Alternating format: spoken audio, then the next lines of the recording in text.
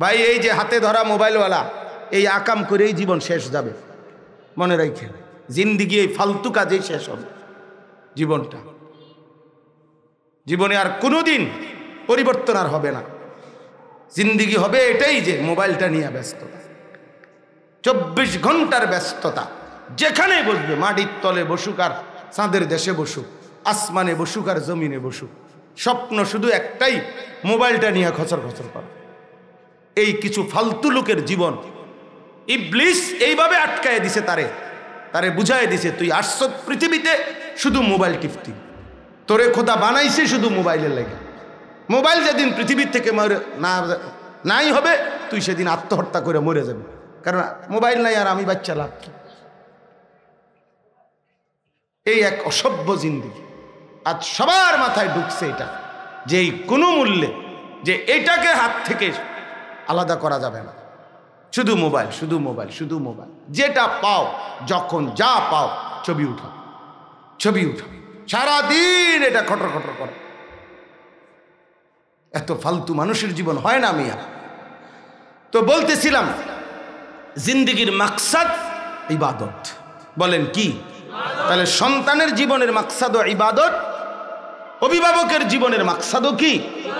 কোরআনুল কারীমে আল্লাহ স্পষ্ট এটা ভাঙ্গা বলছে, ওয়া'মুর আহলাকা বিসসালাহ ওয়াসতাবির আলাইহা। সরাসরি কোরআনের আয়াত। আল্লাহ তাআলা বলছেন আপনি পরিবারের সদস্যদেরকে নামাজের আদেশ করুন এবং আপনি নিজেও নামাজের উপরে মজবুত থাকুন। তাহলে আমার জিন্দেগির মাকসাদও নামাজ, আমার সন্তানের জিন্দেগির মাকসাদও নামাজ, ইবাদত। কোরআনের আয়াত। আল্লাহ বলছেন ইব্রাহিম আলাইহিস সালাম দোয়া করছেন, রব্বি জাআলনি মুকিমাস সালাহ ওয়া মিন যুররিয়্যতি।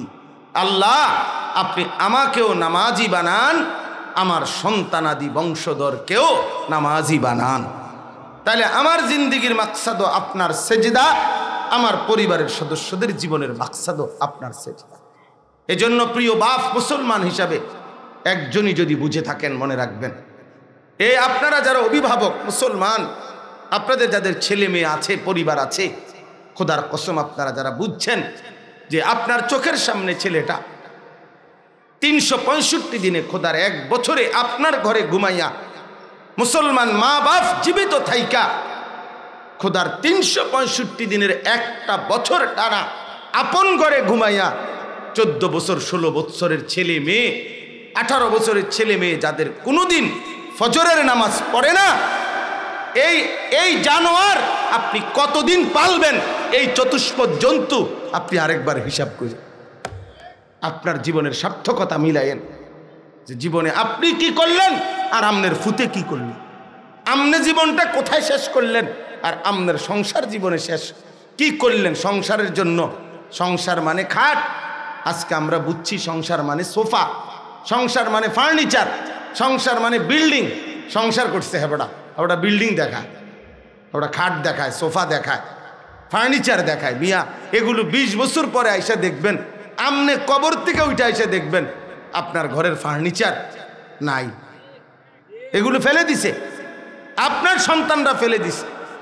যদি জিজ্ঞেস করেন বাবা এগুলো কই, আমি যেগুলো এত মজবুত কাঠ দিয়া বানাইলাম, আমার বানানো সেই সোফা, খাট, ফার্নিচার কোথায়? সন্তানরা বলবে বাবা এসব মডেল এখন আর চলে না, এটি আরো 5-7 বছর আগে হালাই দিছি, আরো আগেই ফেলে দিছি এগুলো। আল মালু ওয়াল বানুনু জিনাতুল হায়াতিদ দুনিয়া। আল্লাহ বলছে বান্দা দুনিয়ার এই মাল আর সন্তানাদি শুধুই কেবল দুনিয়ার সৌন্দর্য। ওয়াল বাকিয়াতুস সালিহাত, বাকি থাকবে কেবল, চিরস্থায়ী থাকবে আস-সালিহাত, সমস্ত নেক আমল। ওমা হাদিহিল হায়াতুদ দুনিয়া ইল্লা লাহবুন ওয়া লাইব। আল্লাহ বলে বান্দা শোনো, দুনিয়া আমি বানাইছি, আমি নিজেই বলছি আমি দুনিয়া বানিয়েছি, আমি জানি আমি কি বানাইছি। কোম্পানি জানে এটা কি বানাইছে, 1 নম্বর না 6 নম্বর। উৎপাদনকারী বলতে পারে এটা আসল বানাইছে না 2 নম্বর বানাইছে না খেলনা বানাইছে। আল্লাহ বলেন দুনিয়া তো আমি সৃষ্টি করেছি, আমি বললাম এটা লাহবুন ওয়া লাইব, এটা তামাশা, এটা খেলাধুলা।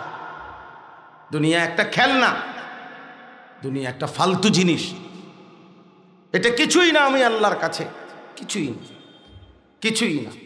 এই জন্যই তো নাফরমানকে খাইতে দিচ্ছি। কুলু ওয়া তামাত্তাউ কালিলান ইন্নাকুম মুজরিমুন। আল্লাহ বলে ইন্নাকুম মুজরিমুন, তোমরা পাপী, তোমরা নাফরমান। আমি দেখতেছি বান্দা দিনের পর দিন নামাজ পড়ো না, 30 বছর মিথ্যা বলতেছ, 30 বছর ধরে সুদ খাও, 30 বছর ধরে হারাম উপার্জন করো, প্রতিদিন নাচ গান রঙিন টেলিভিশন নর্তকীর ছবি তোমার ঘরে কিংবা চা দোকানে চলতেছে, তুমি দেখতেছো, তোমার বিবি বাচ্চা নাচ গান দেখে, তোমার ছেলে সারা রাত মোবাইলে উলঙ্গ ছবি দেখে, তোমার মেয়ে বেপর্দা রাস্তায় চলাফেরা করে, তুমি মনে করছো এক রং তামাশার জীবন। আল্লাহ বলে না বান্দা, নাফরমানি সত্ত্বেও অল্প কিছু সময়ের জন্য দুনিয়া খাও এবং ভোগ করো, সুযোগ দিলাম, তবে মনে রাখো নাফরমান, ওয়াইলুন ইয়াউমাইদিল লিল মুকাদ্দিবিন, মিথ্যাবাদী নাফরমান সেদিন কিন্তু জাহান্নাম। অপেক্ষা করো। তুমি চেনো না আমি মাওলাকে, তুমি মনে করছো আমি শুধু রহমান।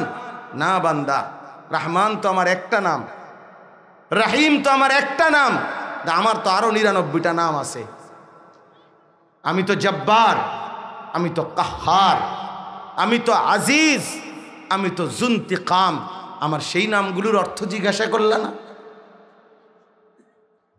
সেগুলোর অর্থ জিজ্ঞাসা করলা না? আমি যে প্রতিশোধ গ্রহণকারী সেটা শোনো নাই? আমি যে প্রচন্ড শাস্তিদাতা সেটা শোনো নাই? আমি যে প্রবল প্রতাপান্বিত সর্বোচ্চ ক্ষমতার অধিকারী সেটা শোনো নাই? এই জন্য বাপ আমার, বন্ধু আমার, কোরআনুল কারীমে আল্লাহ তাআলা কিন্তু আমাদেরকে সব কিছু স্পষ্ট বলেছেন। বলেছেন বান্দা আমি ছাড়বো না।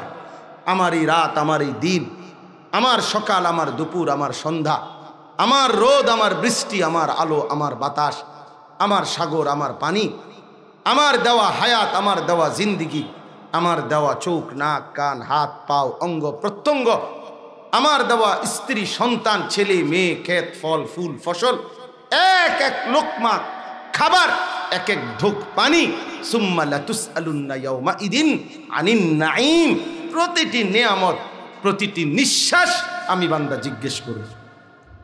আমার এক এক নিঃশ্বাসের কি হক আদায় করছে, আমি ছাড়বো না। প্রিয় নওজোয়ান, আল্লাহ ছাড়বে না বন্ধু, খোদার কসম আল্লাহ ছাড়বে না, ছাড়বে না।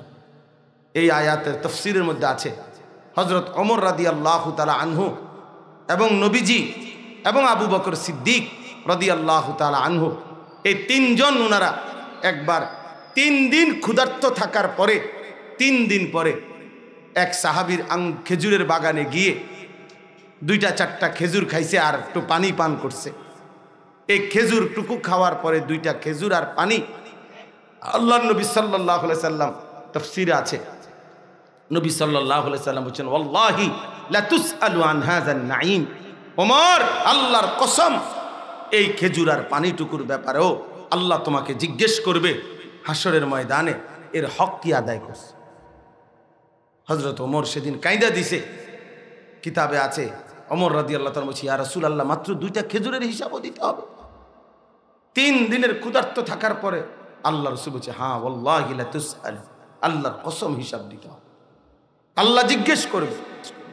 প্রতি লোকমা, প্রতিটা ভাত, প্রতিটা চাউলের হিসাব দিতে হবে বন্ধু।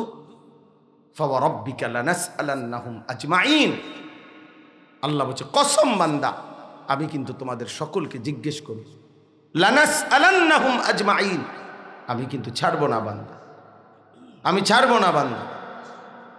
ইন্নাস সামআ ওয়াল বাসারা ওয়াল ফুআদা কুল্লু উলাইকা কানা আনহু মাসউলা, কান, চোখ এবং দিলকে আল্লাহ তাআলা জিজ্ঞেস করবে। আরে অন্তর পর্যন্ত বলবে যে তোমাকে দিয়ে কি ভাবছিল, অন্তরের ভাবনাগুলোও সেদিন প্রকাশ করবে। অন্তর বলে দিবে যে আল্লাহ আমারে নিয়া, আমার অন্তরে আপনার বান্দা আমাকে দিয়ে এই এই ভাবছিল, এই এই কল্পনা করছিল।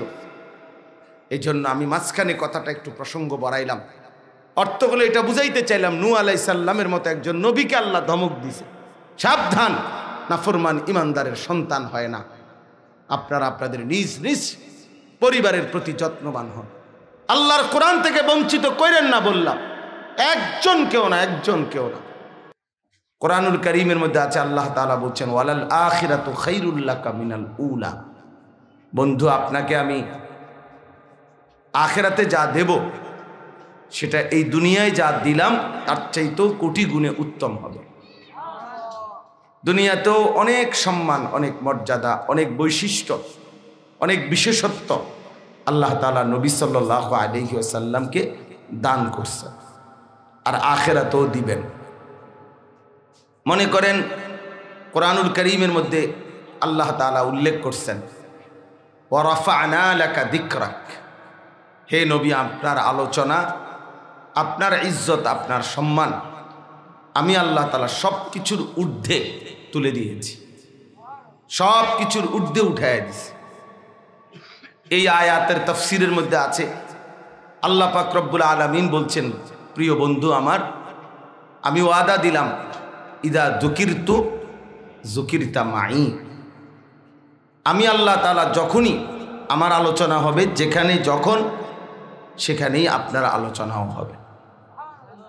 আমি আলোচিত হলে আপনিও আলোচিত হবেন। এই জন্য আল্লাহ তাআলা বলছে, বন্ধু আপনি আজানের দিকে তাকায় দেখেন, মুয়াজ্জিন আজান দিচ্ছে তো শুনেন, আমার নামও বলবে, আপনার নামও বলবে। একামত দিচ্ছে মুয়াজ্জিন, দেখেন আমার নামও বলবে, আপনার নামও বলবে।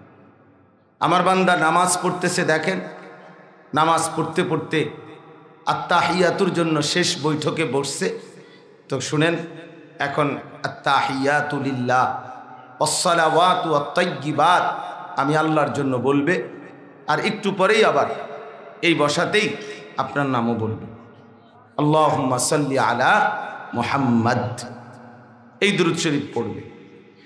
আল্লাহ তাআলা বলেন, বন্ধু ওই যে কবরে দেখেন এবার মাটির নিচে মুনকার নাকির আমার দুই ফেরেশতা আমার বান্দাদেরকে প্রশ্ন করছে কবরে, তো সেখানেও দেখেন, আপনি খেয়াল শুনেন যে সেখানেও আমার কথাও জিজ্ঞেস করবে, আপনার কথাও জিজ্ঞেস করবে। তার মানে সর্বত্র জমিনের নিচে একেবারে ঊর্ধ্বে আল্লাহ তাআলা বুঝাইছেন, যেখানেই আমার আলোচনা সেখানেই আপনার আলোচনা। এটা আমাদের নবী সাল্লাল্লাহু আলাইহি ওয়াসাল্লামের একটা শ্রেষ্ঠতম মর্যাদা। আল্লাহ তাআলা হাদিসের মধ্যে অনেক উদাহরণ আছে যে শুধুমাত্র আমাদের নবী সাল্লাল্লাহু আলাইহি ওয়াসাল্লামকে আলাদা মহব্বত করে আল্লাহ তাআলা আলাদা অনেক নিয়ামত নবী সাল্লাল্লাহু আলাইহি সাল্লাম এবং আমাদের জন্য দিয়েছেন, যেটা আল্লাহ তাআলা বিগত কোনো নবী এবং নবীর ইমানদার উম্মতকেও দেন নাই, যেটা আমাদের জন্য দিয়েছেন, আমাদের নবীর জন্য দিয়েছেন। যেমন মনে করেন ছোট্ট দুই একটা উদাহরণ বলি। কোরআনুল কারীমের মধ্যে 25 জন নবী এবং রাসূলের নাম আছে। কতজন? এই নবীদের মধ্যে আল্লাহ তাআলা সব বিভিন্ন নবীকে বিভিন্ন কথা বলার জন্য ডাক দিছেন। আল্লাহ তাআলা বিভিন্ন কথা বলতে, যখনই কোনো নবীকে আল্লাহ তাআলা ডাক দিছেন তো সেই ডাকটা নাম ধরে ডাক দিছেন।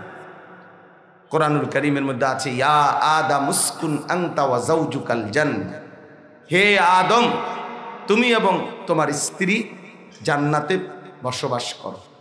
তাহলে এই যে হে আদম, তাহলে এটা কিভাবে ডাকলেন? কথা বলেন, কিভাবে ডাকলেন? নূহ আলাইহিস সালাম ওনার ছেলেটা যখন পানিতে ডুবে যাচ্ছে, কেনান কাফের ছেলেটা তুফানের পানিতে, তখন নূহ আলাইহিস সালাম আল্লাহ তাআলার কাছে আবেদন করছিলেন যে মাওলা এটা তো আমার ছেলে, রব্বি ইন্না ইবনি মিন আহলি, এ তো আমার সন্তান ডুবে যাচ্ছে। আল্লাহ তাআলা তখন নূহ আলাইহিস সালামকে ডাক দিলেন, হে নূহ, এই ডাক দিয়েছেন ইয়া নূহ ইন্নাহু লাইসা মিন আহলিক, হে নূহ এটা তোমার ছেলে নয়, ইন্নাহু আমালুন গায়রু সালিহ, এটা বেআমল সন্তান, আর বেআমল নাফরমান ইমানদারের সন্তান হইতে পারে না, ইমানদারের সন্তান হইতে পারে না।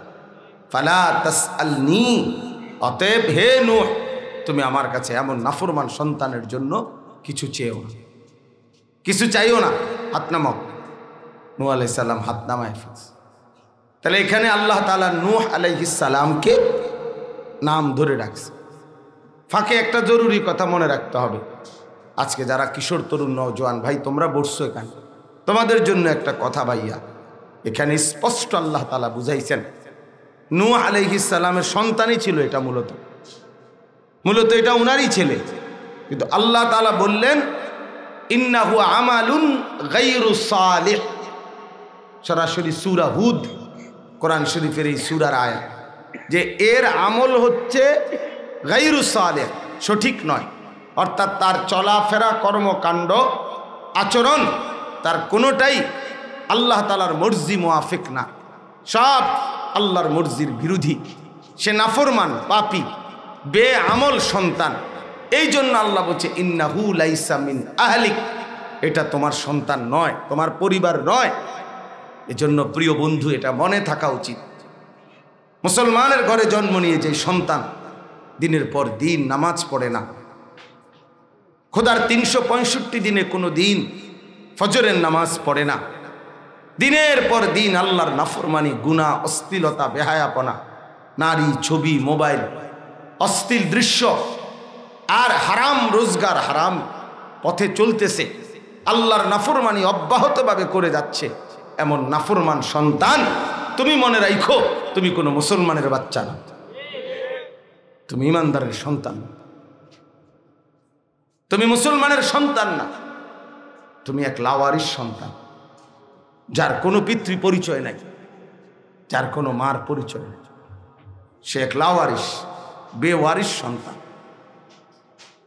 আল্লাহ তাআলা বলছেন নূহ সাবধান এমন নাফরমান সন্তানের জন্য, ফালা তাসআলনি, আমার কাছে কিছু চাইও না, এমন বেঈমানের জন্য আমার কাছে কিছু চাইও না। এজন্য এটা জরুরি বাপ, নিজের ভিতরে এটা বুঝা, নিজের ভিতরে এটা অনুভব করা, নিজের ভিতরে এটা ফিকির করা। আমি মুসলমান, আত্মপরিচয় যে ভুলে যায় সে মানুষ থাকে না।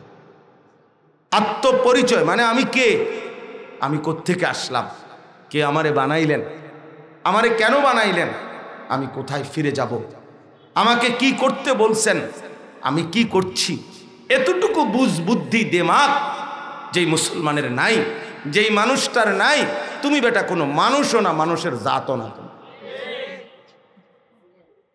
তুমি কোনো মানুষের জাতও না। আল্লাহ তাআলা আমাদেরকে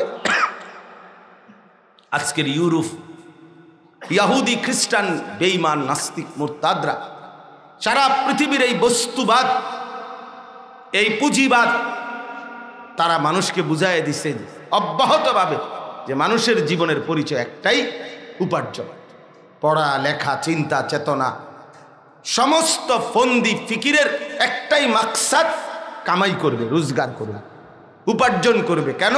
ম্যান ইজ ইকোনমিক্যাল অ্যানিম্যাল, মানুষ অর্থনৈতিক প্রাণী। এটা হলো ইউরোপের স্লোগান, এটা বস্তুবাদের স্লোগান, এটা পুঁজিবাদের স্লোগান, ক্যাপিটালিজমের স্লোগান। অর্থাৎ মানুষের জীবন শুধুই উপার্জন। বাবা নিজেও কামাই করে, আর ছেলেটাকে কোন লাইনে দিলে ভালো পয়সা কামাই করতে পারবে, ভালো রোজগার করতে পারবে, এটা নিয়ে ফিকির। এই ফিকির এটা দেশে রাইখা পারো, বিদেশে রাইখা পারো, যেখানেই ফিকির, মাকসাদ একটাই, টাকা পয়সা, উপার্জন। এই জন্য যেই বাবার ছেলে কামাই রোজগারি করে উনি খুশি, ছেলেটা লাইনে আছে। কামাই রোজগারি করে না, ছেলেটা লাইনে না, উনি অসন্তুষ্ট, না ছেলেটারে দিয়ে কিছুই হলো না, যে আশা ভরসা করছিলাম এই ছেলেটারে দিয়া, ওরে দিয়া কিচ্ছু হলো না। কি আশা ভরসা করছিলেন? এই টাকা। আশা ভরসা করছিল সে লাখ লাখ টাকা কামাই করবে, এখন সেই আশাটার হলো না, এই জন্য উনি আফসুস। তাহলে মাকসাদে জিন্দিগি বানায় নিছি আমরা, বাবা এবং সন্তান, অভিভাবক এবং অধীনস্থ, প্রত্যেকেই জীবনের স্বপ্ন বানায় নিছে উপার্জন, রোজগার। অথচ মহান আল্লাহ পাক রব্বুল আলামিন বলছে, বান্দা আমি মানুষকে আমার গোলামের জন্য বানিয়েছি। মাকসাদে হায়াত, জীবনের উদ্দেশ্য আল্লাহ তাআলার গোলামি, আল্লাহ তাআলার গোলামি, আল্লাহ তাআলার ইবাদত, আল্লাহ তাআলার সেজদা, আল্লাহ তাআলার হুকুম পালন। তো খাদ্য খাবার আল্লাহ বলছে লা নাসআলুকা রিজকা, বান্দা তোমাদের কারো সহযোগিতা রিজিকের জন্য, খাদ্য খাবার পানীয়র জন্য আমি আল্লাহ তোমাদের কারো সহযোগিতা চাই না। নাহনু নারযুকুক, আমি একাই রিজিক দেব, আমি একাই রিজিক দেব।